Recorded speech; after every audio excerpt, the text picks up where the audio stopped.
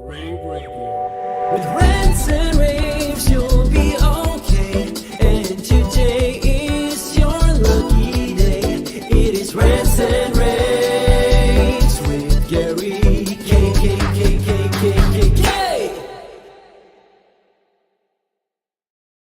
Hey everyone, this is Gary K, and welcome to a special edition of my Rants and Raves video cast, because I'm going to introduce you to someone who's going to be very important to rAVe over the next coming years, Bubba Geddert, who is going to host the rAVe Esports show. Bubba, I'm so excited about this.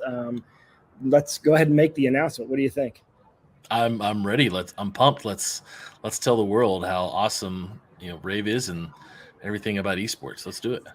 Well, we could not have partnered with a better person. I'm going to have you tell everyone about your background, but let's go ahead and make the announcement. On starting November 2nd, every first and third Thursday of the month at noon will be the rAVe Esports show with Bubba Geddert. And so it'll be every first and third Thursday. Those months where there's an extra Thursday, we'll skip that. But the first and third Thursday of the month, it will be the industry's only esports show, and this is going to be big because esports. Look, timing could not have been better. Just last week, the International Olympic Committee announced that they're going to have esports as an Olympic sport. We have over 20 universities that have it as a Division I scholarship sport for women. We've got a couple of hundred universities that have esports teams that are either varsity or club teams, and then you have I don't know how many high schools have esports? Over 5,000 just in North America. Yeah, just in North America alone. Now we're going to be broadcasting this thing global. So esports is a little different in Europe. It's very popular in Asia. In Europe, it's a little different because we don't have sports and college teams over there in the way that we do here. But Bubba, first I want everyone to know who you are and why you're doing this with us. Well, I am just a guy who loves gaming, who loves esports. I love getting on television shows and podcasts and just talking about things I'm passionate about. And Gary, when you and your team said, hey, we need to do something in the audio video industry and all the other tech world that need to understand and learn more about scholastic esports, competitive gaming, recreational gaming, how it can be used in arenas and schools and buildings and spaces that a lot of the people you connect with in your audience who are putting those devices, all those mechanical things and tech into those spaces. I mean, I want to tell them what they need to know, and I want to share other people and other experts with them so they can just get a better understanding of what esports and gaming really is and how they can leverage it for their organization. Yeah, and you're being humble because you're also a big part of the growth of esports. You run the Varsity Sports Foundation, VEF.org and or VarsitySportsFoundation.org. We're going to help raise some money for the Varsity Sports Foundation with our sponsors of the esports show, the rAVe Esports show, which is going to do a bunch of different things. It's going to help launch esports programs in high schools, but it's also going to help bring kids to Infocom each year to experience our industry and hopefully get them into the industry. So these are going to be gamers. And there is an esports pavilion at Infocom. So there's a lot going on, and there's a lot timing wise. This couldn't be better. And you're the best person to do this. I'm honored and I'm proud to have you part of our team. What kind of subject? I know you've already done kind of like a layout of what the next 6 months of episodes are going to be about. Give us a sneak peek of what you plan on talking about.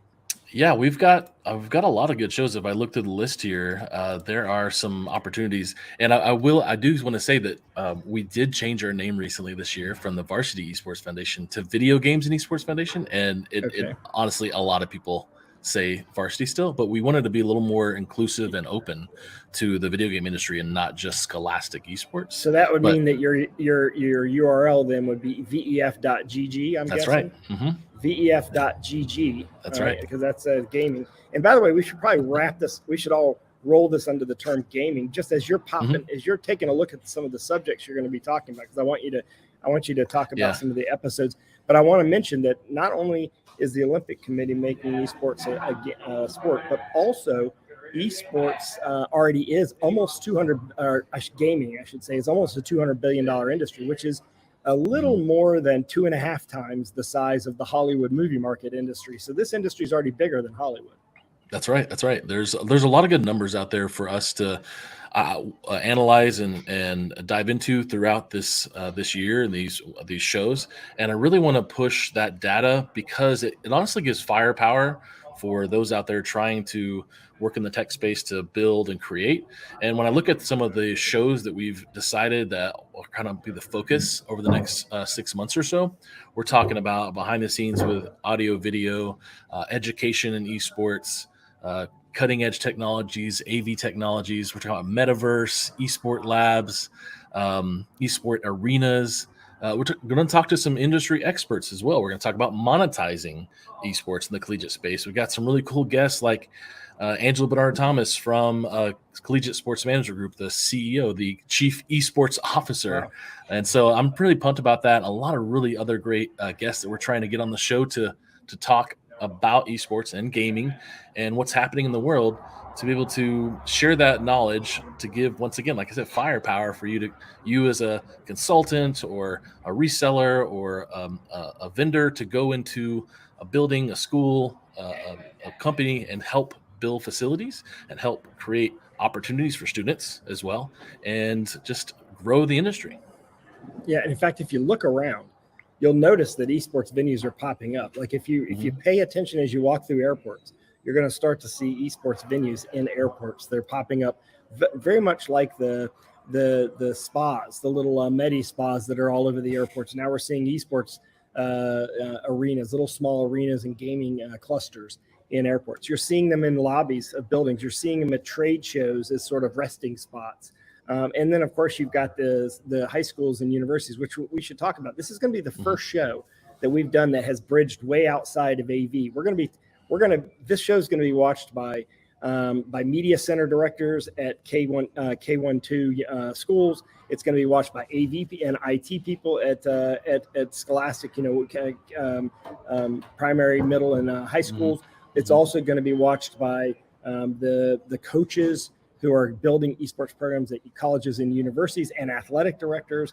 This is going to be a show that's going to be bridging way outside of just AV. So we're going to kind of bridge the industry together, because none of this stuff's going to happen without the technology.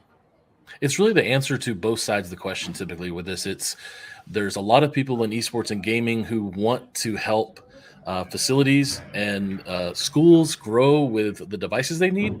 But a lot of us in the esports space, we're just in the tournament gaming side. We don't understand all that tech side, other than putting a bunch of computers together to play a tournament. We get that, but building the facility, we don't. So it's answering that question / on the side that you work on AV and technology, saying, hey, how do we get esport people involved and interested in esports, because we want to know more, because we have the answers for the tech.